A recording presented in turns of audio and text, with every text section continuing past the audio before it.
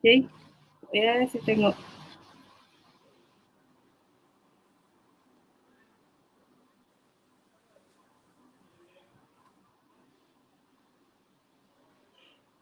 Alright. Okay.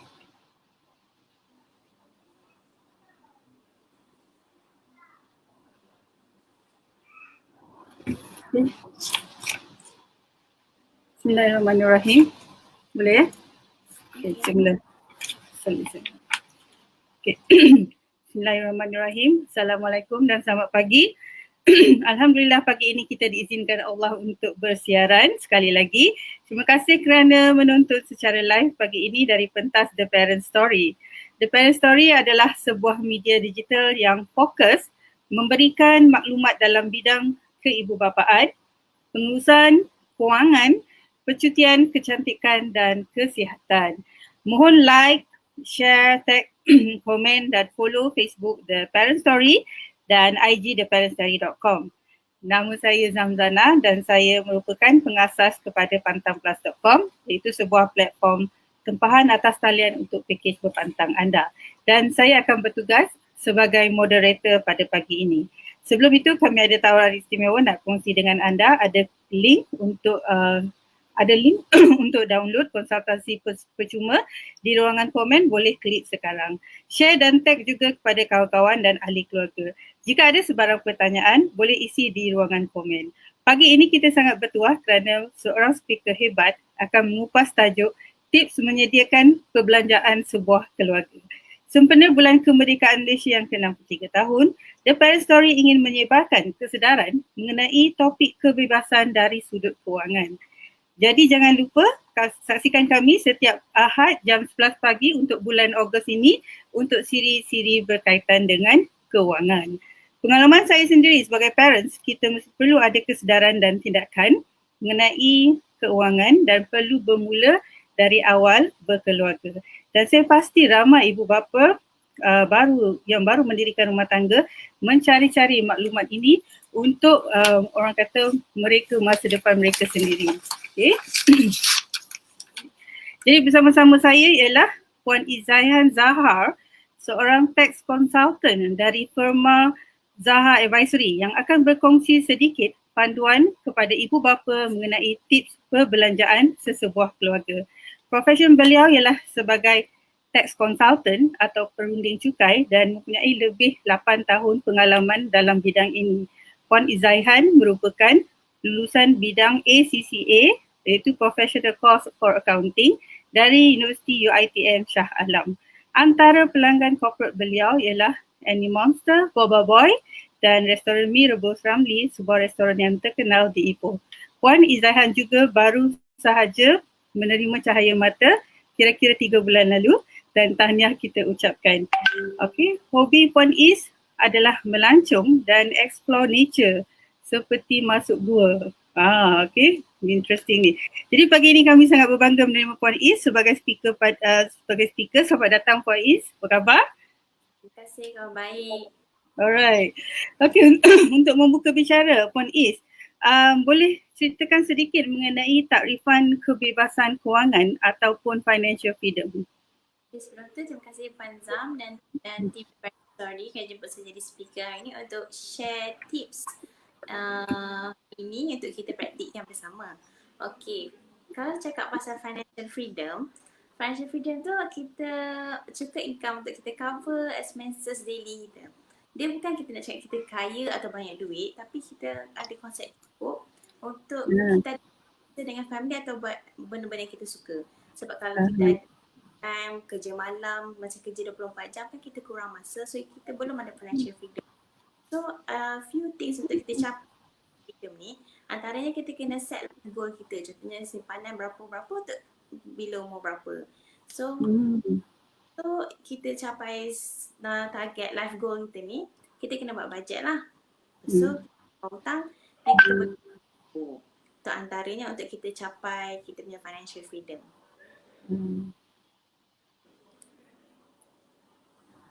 Okay. Alright. Boleh sambung sikit, tadi tak berapa clear ya yang terakhir tu, Puan Iz, dia sambung je. Okay.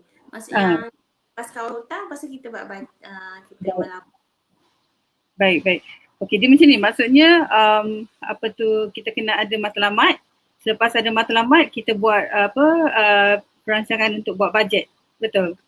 Okey. So apa yang Puan Is cakap tadi adalah jika kita masih tak ada masa untuk menikmati apa yang kita kehendaki dalam kehidupan ini, kita masih belum mencapai kebebasan kewangan. Betul? Okey, alright. So Puan Is boleh sekejap saya tengok kenapa tak boleh dengar. Mungkin Puan Is boleh cakap kuat sikit? Okey, boleh. Okey. Baik. So kita nak cakap tadi, kalau tak ada masa untuk buat sesuatu yang kita suka dalam kehidupan ini, kita masih belum mencapai financial freedom. Betul Puan? Betul. Okey. Kalau kita Baik. masa So, ya. Okey, teruskan. dah habis dah financial freedom tu. Ah, Dengar tak suara saya? Dengar? macam kadang-kadang dia terputus-putus sedikit. Okey. So Puan, saya nak tanya, ibu bapa perlu celik kewangan untuk meneraju sesebuah ekonomi keluarga. Dan disiplin yang pertama tentulah mengenai konsep simpan sebelum belanja. Okay, so boleh Puan kupaskan lebih lanjut tentang konsep ni? Okey, kita selalu dengar je kan simpan sebelum belanja. So sebenarnya guideline untuk kita simpan ni sebelum kita belanja adalah 30% daripada gaji atau pendapatan kita. Itu guideline lah. So dalam 30% tu kita guna untuk kecemasan, pelaburan, simpanan. Itu antaranya lah. Sebagai contoh yang paling bagus, simpanan kita kena ada dalam paling bagus lah 3 hingga 6 bulan pendapatan kita sebulan. Itu yang paling bagus sebab kalau macam emergency ke apa, contoh time COVID kita tiba kena buang kerja, so kita ada backup lah untuk cover kita sebelum kita cari kerja baru. 3 hingga 6 bulan lah bagus saving. Okey. So maksudnya kat sini konsep menyimpan ni adalah lebih kurang 30% daripada pendapatan bulanan kita untuk simpanan. Betul? Untuk Baik. kemampuan. Dan kita perlu simpan dia lebih kurang 3 ke 6 bulan dia punya apa tu orang kata total dia. Ya. Betul? Okey. Ah. Boleh Puan kalau Puan nak tambah points ni boleh? Silakan. Tambah point saving. Tapi macam kita tak cukup, contohnya guideline tu 30%, itu paling bagus untuk kita simpan. Katalah sekarang kita mampu 10%, jika 5% kita cubalah. Maksudnya kita cuba lagi untuk Monday kita akan buat 30% lah. Baik. Bagus guideline kita. Tapi ikut mampu ni sekarang mungkin kita 10%, kita buat 10% dulu. Kita janganlah macam kena ikut sangat kan guideline tu. Okey. So dekat sini dia adalah guideline. So maksud dia 30% daripada pendapatan. Contohlah seorang satu keluarga ya, husband and wife tu mereka berpendapatan combination 5,000 dua-dua kan. Jadi kita ambil 30% iaitu lebih kurang 1,500 untuk diketepikan sebagai simpanan. Betul? Dan seeloknya sebuah keluarga ni perlu ada lebih kurang 6 kali 1,500 lah untuk simpanan dia. Ya. Ini kira kalau kata macam kecemasan macam baru ni kita mengalami COVID dan mungkin ada yang dibuang kerja dan sebagainya. So duit itu boleh membantu sementara mereka dapat kerja baru. Baik, betul kan? Betul. Okey. Kadang tak berapa jelas sangat suara Puan Izzah. Alright, so untuk soalan seterusnya Puan, apa pula cadangan untuk membina pelan wajib untuk komitmen ni? Apa cadangan dia? Okay, kalau ikut saya lah kan, ikut pendapat peribadi saya, kalau kita ada komitmen bulanan tu, saya suggest kita buat list komitmen-komitmen kita yang ada. Sebab kadang-kadang kalau kita buat list, kita mungkin terlupa yang kita ada komitmen tu. So contohnya dalam bank ada banyak duit tu, so kita lupa yang ada komitmen yang auto debit, so kita dah salah budget dah duit kita hujung bulan tu. So suggestion saya kita buat list lah, kita tak ke buku ke, supaya kita boleh tahu. Baik. Okey. So maksudnya boleh teruskan macam line tak berapa clear Puan. Boleh repeat? So kita boleh kat handphone ke atau buku ke, kita punya list tu supaya kita boleh double check kita boleh settle yang mana. So kita ada checklist lah komitmen bulanan kita, so every month kita dah settle. Sebab kalau kita ada yang terlupa komitmen, so kalau kita drag ke nanti tambah interest bank juga. Kalau kata loan lah.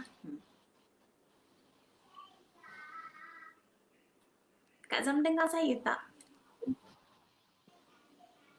Okay. Alright, minta maaf.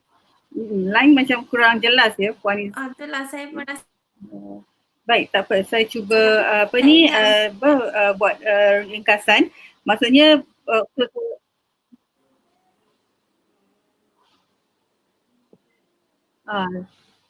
okay.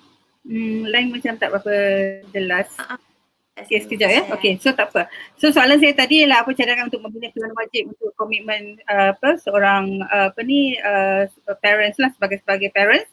Jadi antaranya yang Puan Is cakap perlu buat senarai. So kita akan buat senarai perbelanjaan kita dan dari situ kita akan kenal pasti perbelanjaan ataupun peruntukan yang diperlukan untuk membayar senarai yang kita dah tulis tu, senarai perbelanjaan tu. Jadi kita ada senarai dan kita ada juga peruntukan untuk membayar senarai-senarai itu. Okay, so biasanya memang bermula dengan senarai dan juga perancangan untuk melihat sama ada sebuah keluarga tu boleh bayar atau tidak komitmen mereka setiap bulan. Betul kan Puan? Okay, so dengan itu soalan seterusnya saya nak tanya bagaimana pula cara untuk ibu bapa ni mengawal hutang? Bagaimana cara dia? Puan Is boleh kongsikan? Okey, kalau daripada lepas kita dah senaraikan komitmen tu, so kita dah boleh tahu dah kita punya list hutang-hutang semua kan. Jadi yang paling saya tengok lah kalau kita guna kad kredit. Kalau kita check diri sendiri, kalau kita guna kad kredit dan kita bayar lump sum terus, maksudnya before the next month, so saya kategorikan tu sebagai disiplin. So bolehlah kita maksudnya dibenarkan lah, maksudnya guna kad kredit kalau kita disiplin. Kalau kita tengok macam hujung bulan kita guna kad kredit, lepas tu kita fikir next gaji kita bayar, so itu mungkin ada masalah sebab nanti komitmen kita kan sama setiap bulan, so nanti kita akan kredit tu. So saya suggest kita stop lah guna kad kredit kalau kata kita dalam kategori yang mungkin tak disiplin. So kalau yang next mungkin kita lepaskan liability untuk satu hutang. Contohnya kalau kita ada 2-3 kereta atau 2-3 motor, mungkin kita boleh lepaskan satu yang kurang guna supaya kita boleh kurangkan beban hutang kita. Dan mungkin yang ketiga, mungkin diberhentikan kerja ataupun kurang gaji masa zaman COVID ni, mungkin kita boleh bincang balik untuk restructure bayaran hutang kita ikut kemampuan kita lah. I see. Okay, so untuk soalan ni kita dapat 3 tips berguna daripada Puan Izaihan iaitu bagaimana cara untuk mengawal hutang. Yang pertama, perlu disiplin jika menggunakan kad kredit. Jadi indikator dia kalau kita tidak dapat membayar bayaran dia penuh, maka kita disarankan untuk berhenti menggunakan dia adalah lebih baik daripada keadaan jadi lebih parah. Yang kedua adalah untuk tengok balik mana liability kita jika kurang atau tak perlu. Contoh maybe ada 2 atau 3 kereta tapi kita boleh kurangkan. Kita boleh kurangkan liability tu dan maybe kita guna 2 sahaja kereta instead of 3 atau 4 kereta. Yang ketiga ialah kita boleh juga buat penstrukturan semula kan. Penstrukturan semula maknanya bayaran tu boleh distrukturkan semula mengikut kadar kemampuan kita. So ini memang memerlukan orang kata perancangan dan penelitian yang betul-betul detail terhadap perbelanjaan setiap bulan. Betul kan Puan? Baik. So Puan, dan ia akan terus membawa kita ke soalan bagaimana hendak mencatat perbelanjaan harian. Apakah saranan terbaik daripada Puan Is? Okey, kalau ikutkan kita patutnya suggestion saya lah untuk catat kita punya belanja harian. Saya ada buku kecil tu tapi sebab saya tertinggal, saya kat Genting sekarang. Jadi kalau satu buku kecil tu saya ada tulis every belanja yang every day lah. So ikut orang sebab macam saya suka tulis senang. So kalau ada orang nak buat apps pun boleh. So kita akan sekarang saya lupa buat apa, saya tulis dulu kat dalam phone. So apa yang contohnya belanja kita harian lah, kita punya breakfast, kita punya apa-apa saja yang kita keluarkan. So daripada situ, sehari kita belanja berapa and sebulan kita belanja berapa, kita boleh tengok mungkin yang mana kita boleh belanja yang kita boleh jimatkan atau kurangkan, contoh masa mungkin. Dan macam saya sebagai parents baru, so saya pun boleh check pampers baby tu bulanan berapa. Dari situ saya pun boleh budget untuk next month saya kena simpan duit extra untuk pampers. Macam tu lah. Itu kebaikan. Okay, so mari kita tengok jika ada soalan daripada audience. Okay, selamat datang Puan Nurisa Ibrahim dan Puan Nur Haslina. So kita ucapkan Assalamualaikum warahmatullahi dan juga selamat menonton. Baik, jika tidak ada soalan lain daripada audience, kita teruskan. Tadi saya tanya bagaimana perlu untuk mencatat perbelanjaan harian. Jadi Puan Is sarankan kita menggunakan buku kecil ataupun apa-apa orang kata apps lah kan daripada handphone tu. Jadi setiap perbelanjaan yang keluar dicatat kan Puan? Okay, so dicatat setiap perbelanjaan. Okay, kegunaan sebenar untuk mencatat semua perbelanjaan ni boleh Puan Is terangkan apa kebaikan dia? Kita tahulah sebenarnya belanja kita sehari tu banyak mana. So yang mana kita boleh kurangkan ataupun yang mana mungkin kita boleh lebihkan, contohnya sedekah ke. Sebabnya memang agak sukar sikit. Saya pun beli juga kan, memang awal-awal tu memang susah sikit sebab saya tengok parents saya buat. Jadi bila parents saya suruh buat mula-mula tu rasa macam sukar sikit kita nak tulis hari-hari kan, kadang-kadang kita lupa. Tapi lama-lama tu dah, dan husband pun macam tanya, hari ni berapa total? Hari ni berapa total kita keluar? Macam at least kita boleh tahu perjalanan belanja kita yang kira on track ke tak ke. Kalau kata RM50, mungkin kita boleh kurangkan RM30. Ataupun kita tengok, kenapa terlebih hari ni beli apa, macam tu lah. Kita boleh tahu. Baik. Okay, so maksudnya kebaikan untuk mencatat perbelanjaan harian ni adalah lebih kepada bagaimana cara dan tindakan kita untuk mengawal dan kita sendiri tahu di mana orang kata duit tu mengalir kan satu hari tu kan, kadang-kadang terfikir-fikir mana pergi duit tu, tapi kita dah catat. So bila kita dah catat kita dah tahu. Tiba-tiba habis berapa, kita check balik mana pergi duit tu. Baik. Dia macam disiplin jugalah kan Puan? Kena disiplin. Sebabnya kalau kita disiplin semua benda on track sebenarnya. Kalau kita tak disiplin kan kan mungkin terlari. Baik. Okay, so selamat datang kepada Ali Nur Safia, Kesh Marciano. Kalau tuan-tuan dan puan-puan ada soalan nak bertanya kepada pakar kewangan kita, Puan Izzah-Rehan, silakan tulis di ruangan komen dan kita akan bacakan untuk Puan Izzah-Rehan jawab. Okay, so dekat sini tadi sebab Puan Izzah-Rehan sebenarnya berada di luar KL iaitu di Genting, jadi kadang-kadang ada line tu macam tak berapa nak dengar sangat, jadi saya cuba buat ringkasan. Kita ada tanyakan Puan Izzah-Rehan iaitu takrifan kebebasan ialah apabila takrifan kebebasan kewangan ialah apabila kita tidak dapat buat apa yang kita nak buat dalam hidup, itu kita bermakna kita tak capai lagi kebebasan kewangan. So tu penting tu kan Puan. Yang kedua ialah tentang konsep simpan sebelum berbelanja. Jadi disarankan lebih kurang 30% daripada pendapatan disimpan. Tetapi jika tidak boleh mula dengan 30%, boleh mula dulu 10 ke kan 15 ke 20 sebagai satu disiplin ataupun habit lah. Okay, dan gunanya adalah untuk membina simpanan lebih kurang 3 ke 6 bulan kan simpanan, supaya jika berlaku sesuatu yang tak diingini, kita mempunyai sedikit simpanan lah untuk meneruskan kehidupan dan mencari pekerjaan lain jika kita kehilangan pekerjaan kerana musim COVID. Memang kita tahu ramai yang kehilangan pekerjaan. So seterusnya saya tanya bagaimana hendak merancang plan kewangan ni adalah dengan menyenaraikan ke semua perbelanjaan dan dari situ baru kita boleh buat perancangan dan buat peruntukan macam mana kita nak buat komitmen kita setiap bulan. Dan saya juga bertanyakan Puan Is mengenai cara mengawal hutang. So Puan Is ada bagi tiga tips. Satu, jika tidak dapat disiplin membayar kredit card setiap bulan secara penuh, lebih elok di apa orang kata dibatalkan lah ya kad tu.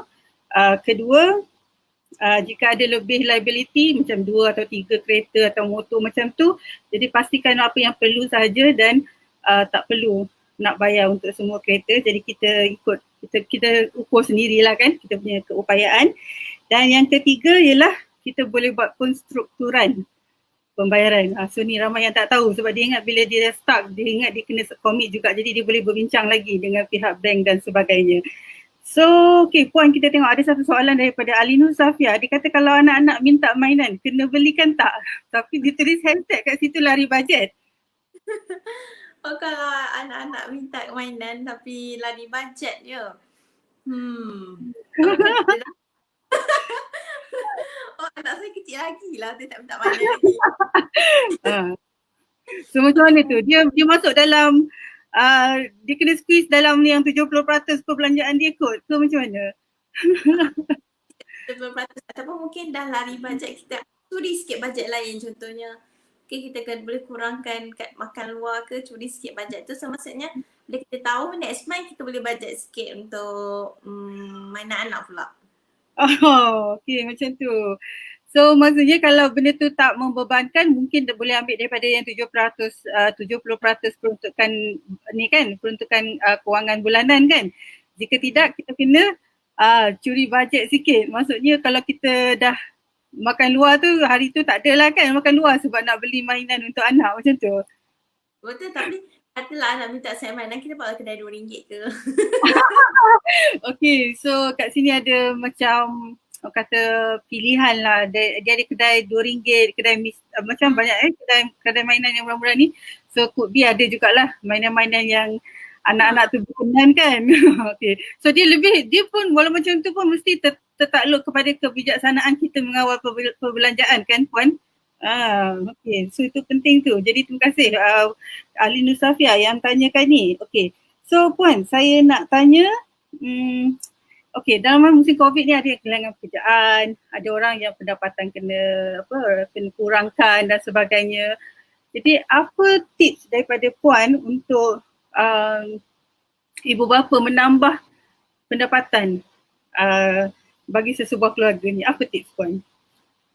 Okay, kalau ikutkan tadi kita dah listkan komitmen, listkan belanja, kita pun kalau kita tak dimati kerja semualah, kita pun tahu yang mungkin ada kurang kat mana. So untuk tambah pendapatan tu, kita buatlah satu untuk kita buat part time job yang tak ganggu kerja kita. Mungkin kita boleh buat part time contohnya yang tak sangat macam buat Mary Kay ke, Tupperware ke, tu contoh lah untuk jadi agent. Ada sampingan lah kita post-post ke online bila malam-malam tu.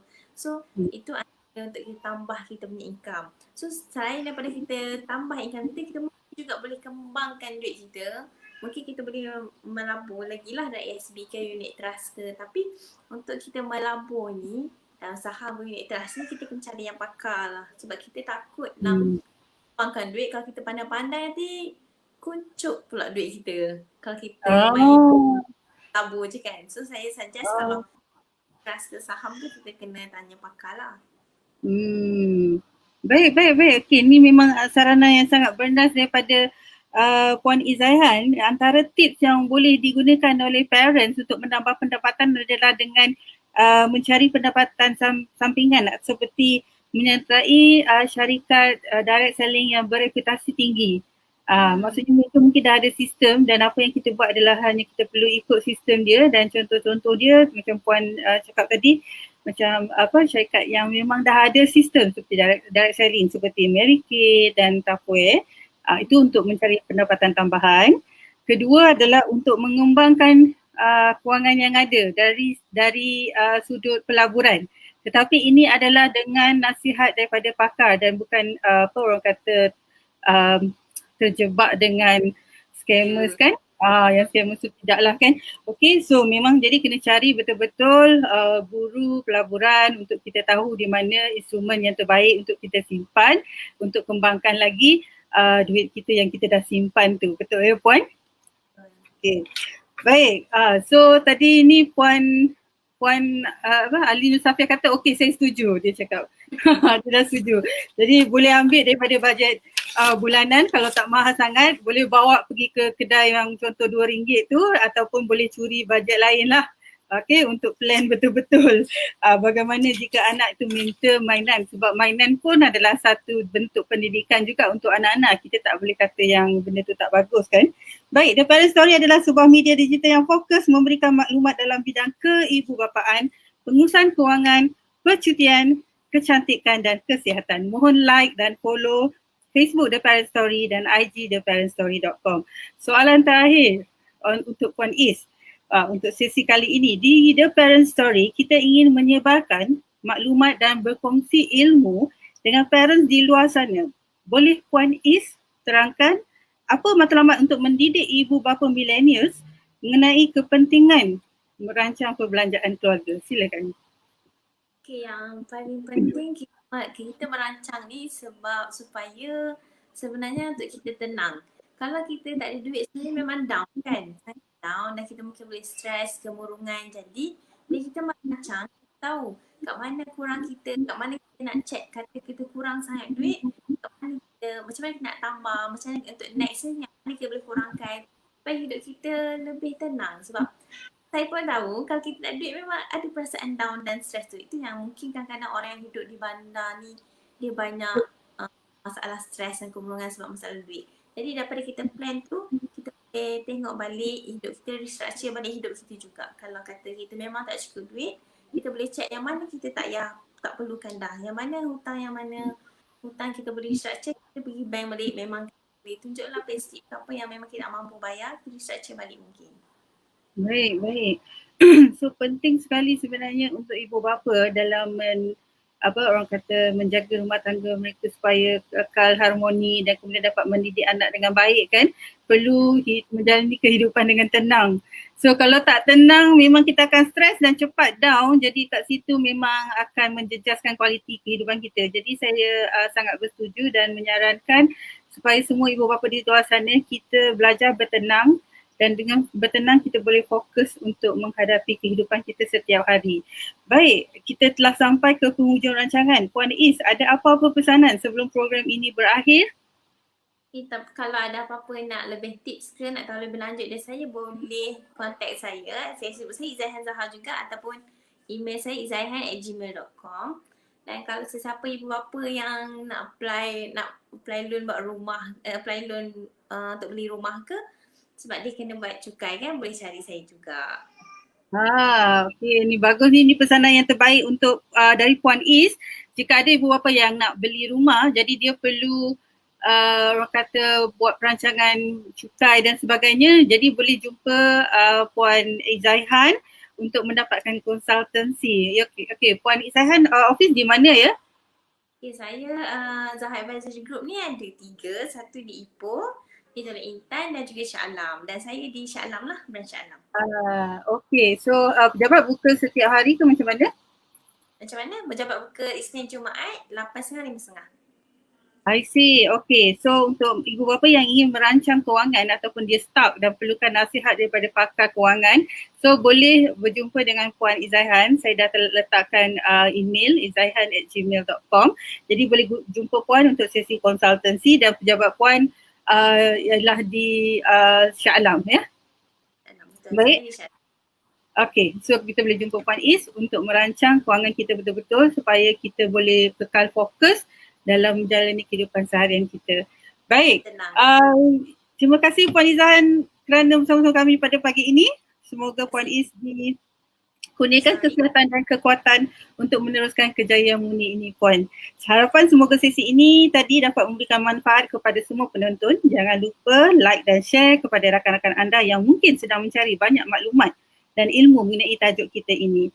Sekian siaran langsung kami dari page The Parent Story. Kami mohon izin untuk undur diri dulu. Stay safe, amalkan penjarakan fizikal Sentiasa basuh tangan dan wajib menggunakan pelitup muka jika berada di luar sana.